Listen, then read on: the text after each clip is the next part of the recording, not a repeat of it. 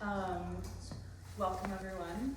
I'm Grace. I am a friend of Stephon, and we work together at Artworking. For those of you who don't know, Artworking is a nonprofit art studio space that supports adult artists and entrepreneurs with disabilities. And so we provide the studio space for people to make the work that they want to make. And I've been there for about 3 years, and I love it. You want to do a little intro as well? Yes. About who you are and what you do? Okay, my name is Robert Stephon Ashley, and I like to make dragons, creatures, and type of things. And sometimes I like to make dragons out of pipe cleaner, wire, pottery, plushing, and digital drawings. Mm-hmm. Yeah, a really wide variety of mediums that you've explored. Do you have anything else to add to your introduction? And also,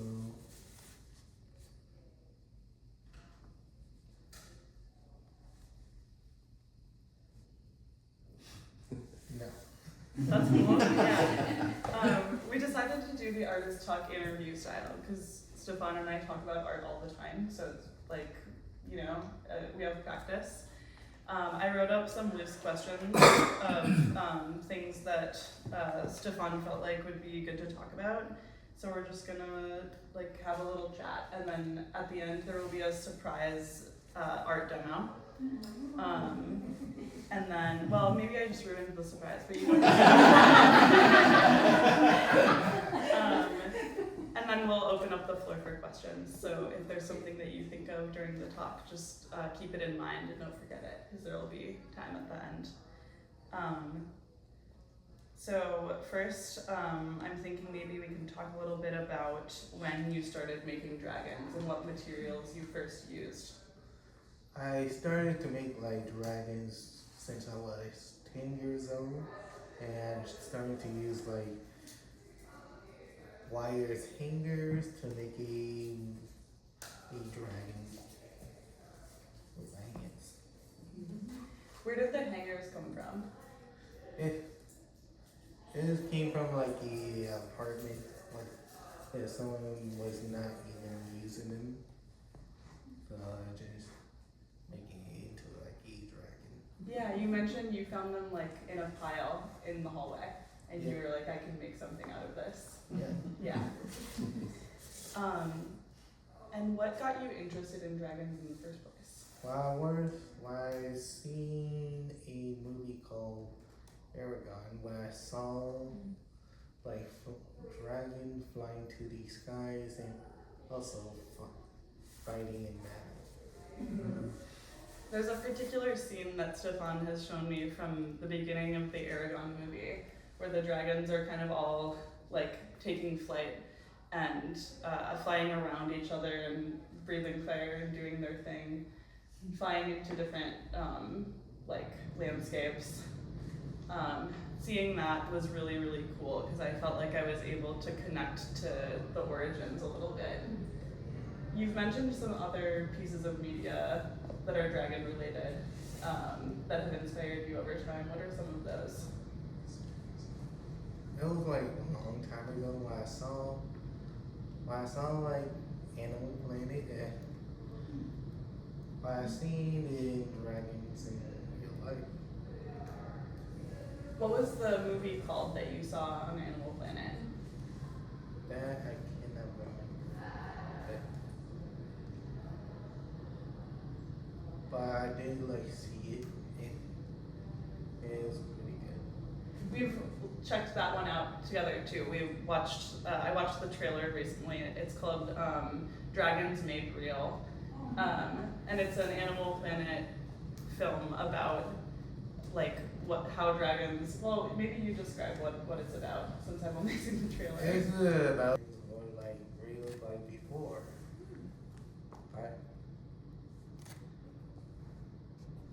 What did you kind of move on to next in terms of material? Well, I was starting to use pipe and ended up getting in. Also, I learned some like techniques of how do I make it dip. Yeah. Yeah. Starting out with the pipe cleaners and then moving into high school, you started to explore some other mediums in your art classes. Yeah. I started to learn art meadows, pottery, and art drawings. Yeah. So there were a lot of really, really cool art class offerings at West. Yeah. And from what I've heard, you really utilized those resources to kind of further your dragon making process into different realms. Yeah. Yeah.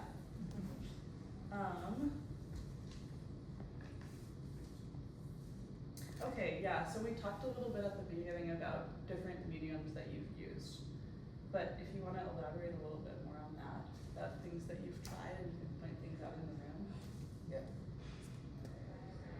Well, I started to use like dragon into like wires. It kind of like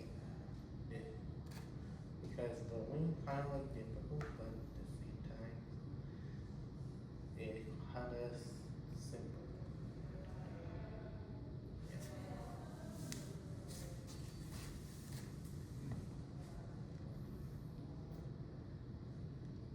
What about these big dragons? Well, You want to talk about how those got constructed? well, I use like chicken wires and plaster to like form the big dragon there.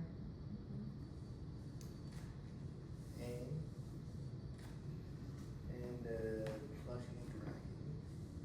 We use like one of those like brown things that kind of use like from like paper towels. So yeah. Yeah, lots of found materials, lots of like things that have we get a lot of donations to our working, so we always have kind of like interesting materials just on hand. And you've incorporated a lot of those things into some of your dragons in really, really interesting ways. Yeah. Yeah.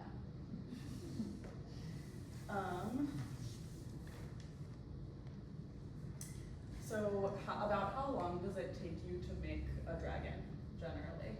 Well, small and medium dragon take like 2 minutes, and the big one take like 2 seconds, or 2 hours. Yeah, 2 hours. Yeah. What about the really big guys? How long does something like that take? I would say this one already take like the whole summer. Yeah. I don't know if all of you can see, but one of the legs of this dragon is made almost entirely of pipe cleaners. So there was a lot of there were a lot of different like stages to making this dragon. Yeah. Yeah.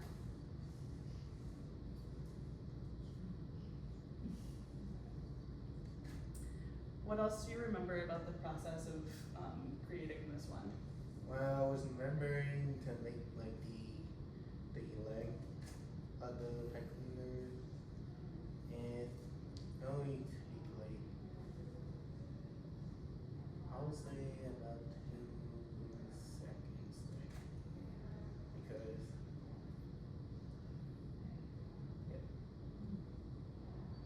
Yeah, there were parts of it I remember that you worked on really fast. Like, or you would work on it for a period of time and it would just look completely different, and then it would sit for a period of time. And then like, there have been stints where I'm just there at art working once a week, and so I would see the dragon one way and then come back and it would be completely different.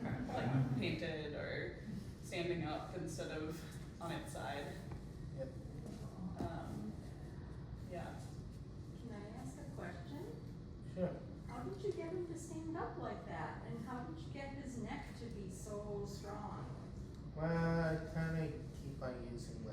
plaster Okay. to keep it straight. And also in the neck, I just put like more plaster in chicken. Is there like bones inside of the dragon?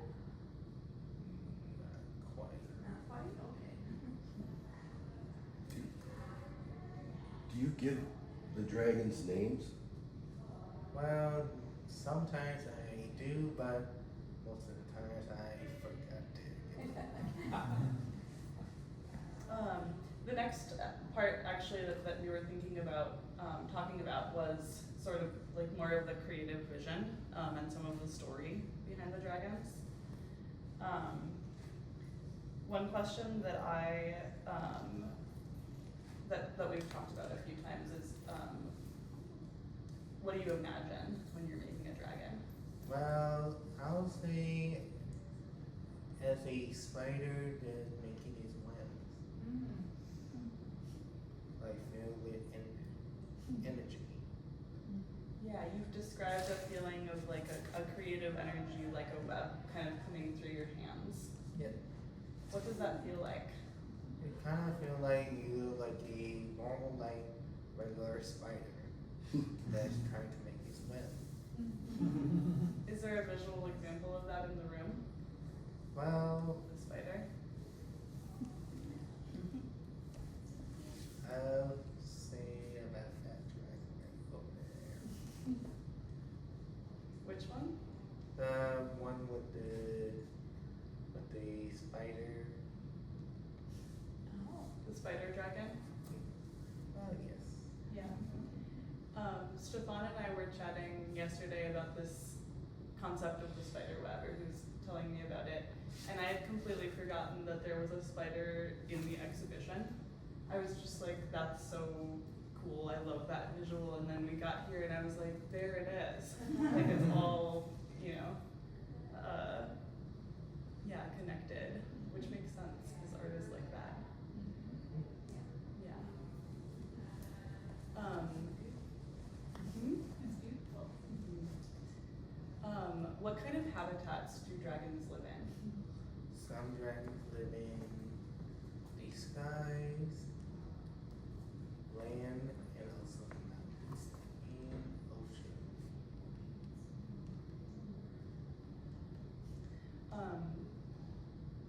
If you point out a specific dragon and ask Stephon about the habitat that it lives in, there is generally a very clear answer. Like you tend to have a clear picture of where that dragon lives and a little bit about their habitat and lifestyle, it seems like. Yeah. Does he have a favorite? Do you have a favorite? Yeah. And I get that it. one is right over there. Wait, which one? The one on the floor? Yeah. Oh, that is cute. What's that dragon's story? Yeah. Normally, there's like, it's like a dragon living in a mountain and blending in into boulders. Blending in where? Into like boulders Oh. and sometimes only lives in the caves. You've mentioned before that dragons like to hide. Do you want to talk a little bit more about that? Yeah, some dragons live hiding to their habitat because some are very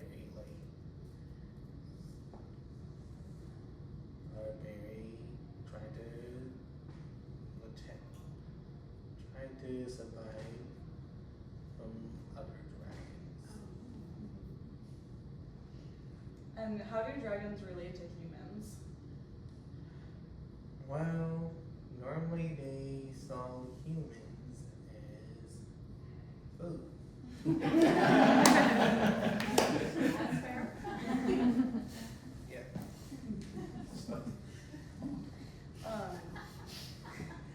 Dragons got to eat. What would it be like for you to live amongst dragons? Is that something that Well, I would say it'd be surprising in a special way. Yeah. What are some of the what's the mythology and symbolism behind the dragon for you? Well, I've seen like Chinese like folklore, dragon will give you like good luck.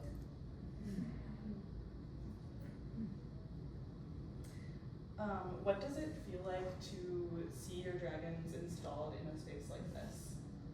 I would say surprising. Surprising in what way? A special. Is there a part of the exhibit that you would say is your favorite?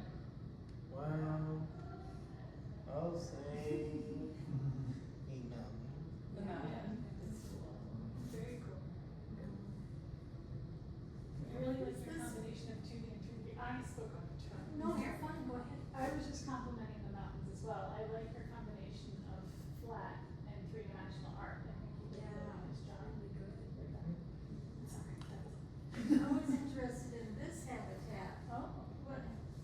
What's going on with the dragons in this habitat? It looks like there's a giant dragon and a lot of itty bitty dragons. Well, this was like the land habitat, and this one is another cave. Gotcha. There's one on its back. Is it laughing? Is it dying? Yeah. Or is it just resting? It normally was standing, but Oh, I see. It wasn't. Okay, I get it. yeah. We actually, that one was, Stephon moved that one when we first got here, because he wanted that one to be emphasized a little bit more in the composition.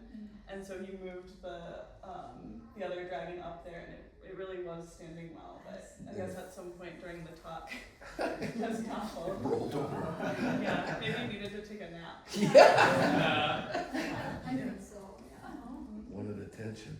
Stephon, do any of them sing or do they just roar or what? Some of What do them, they say?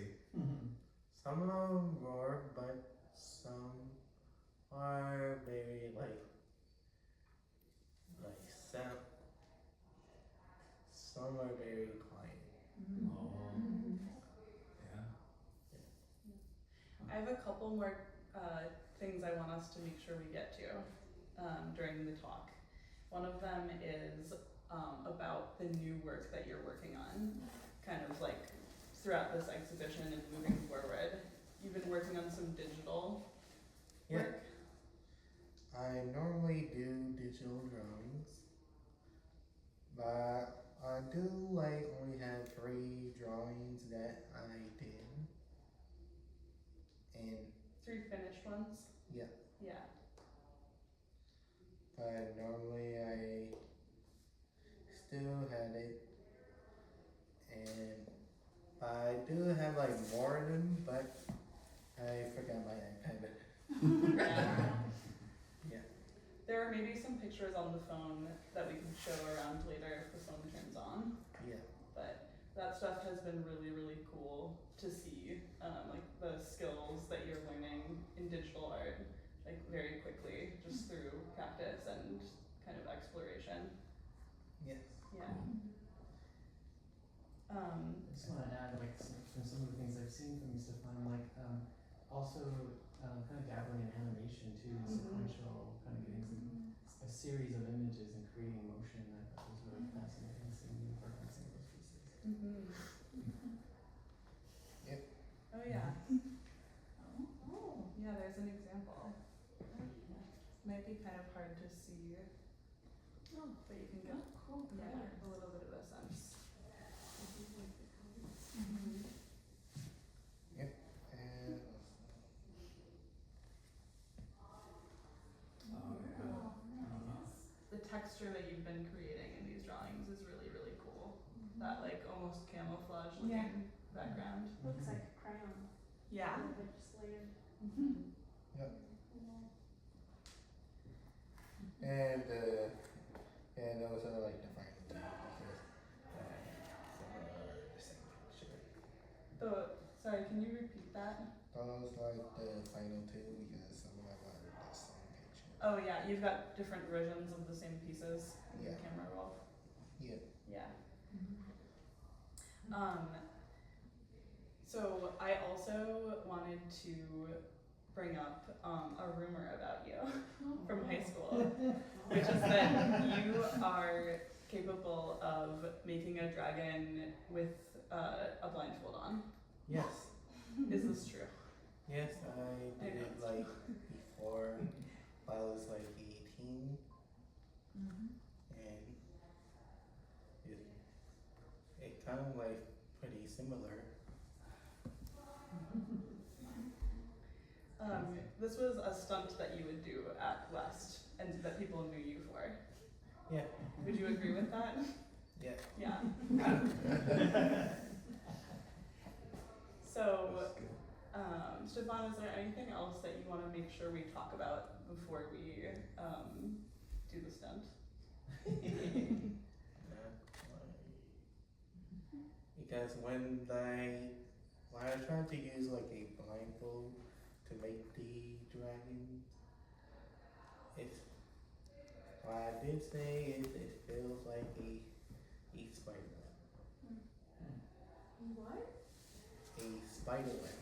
Oh. Yeah, because you've been making these for a long time, so you're really able to do it pretty intuitively without having to think about it too hard. Yeah. Yeah. So, we will take more questions at the end if people have them. But first, we're going to do a little demo. So we brought with us today, do you want to pick your pipe cleaners before you put on the blindfold or after? Going for it.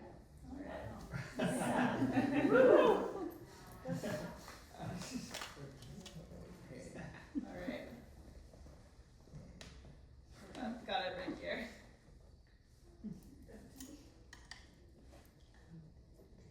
Grab more if you need them.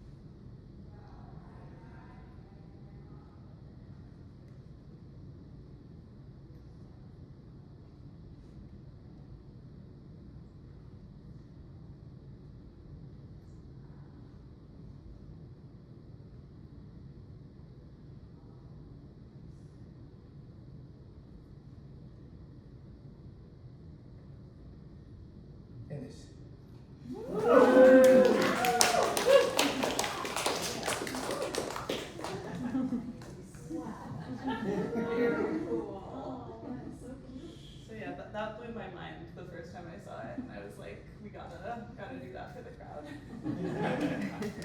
Thank you. All right. Do you want to take any more questions? You want to open up the floor a little bit? What do you think?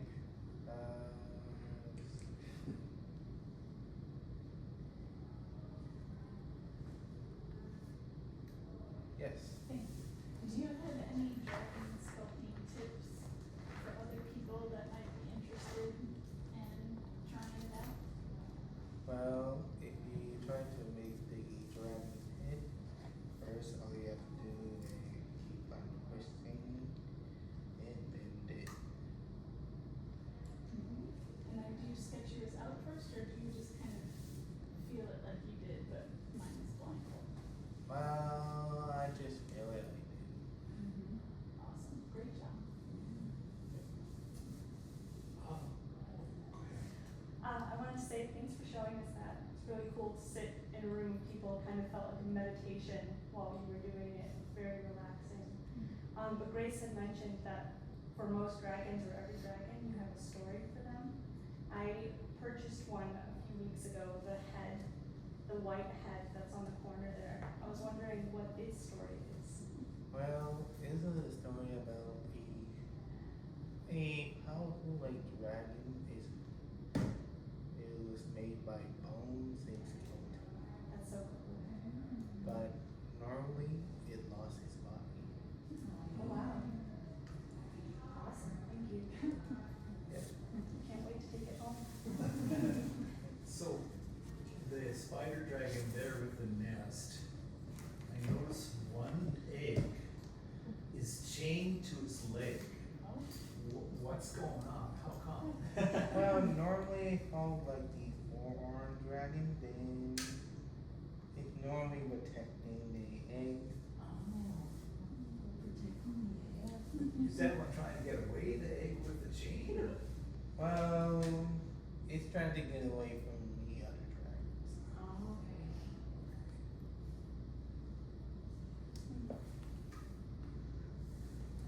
Yes. Do the dragons live in families or do they live by themselves?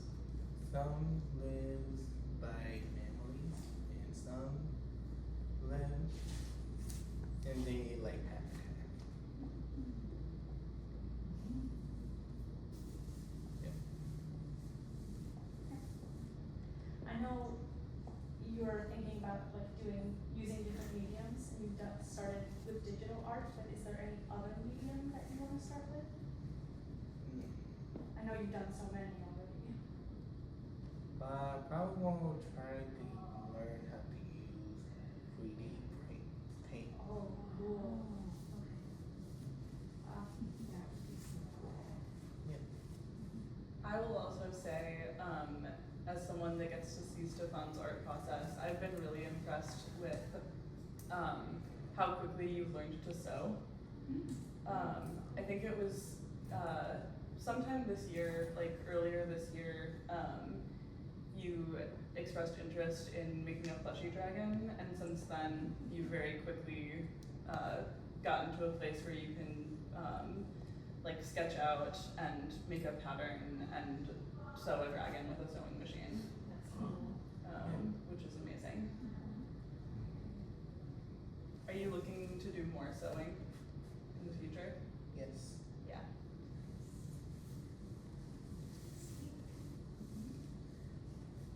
Any other questions? So I was just reading a dragon story, and there's a dragon inside the mountain, so it makes a volcano because it's upset.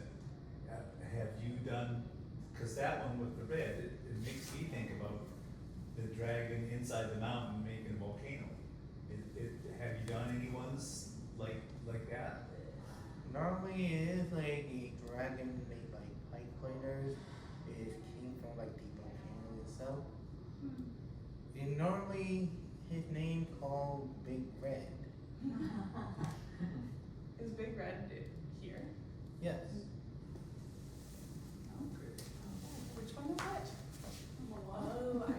Oh, that's my favorite. Yeah. Yeah. Cool.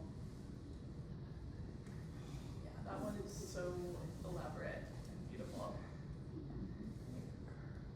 Great. Do you have any any closing thoughts, Stephon?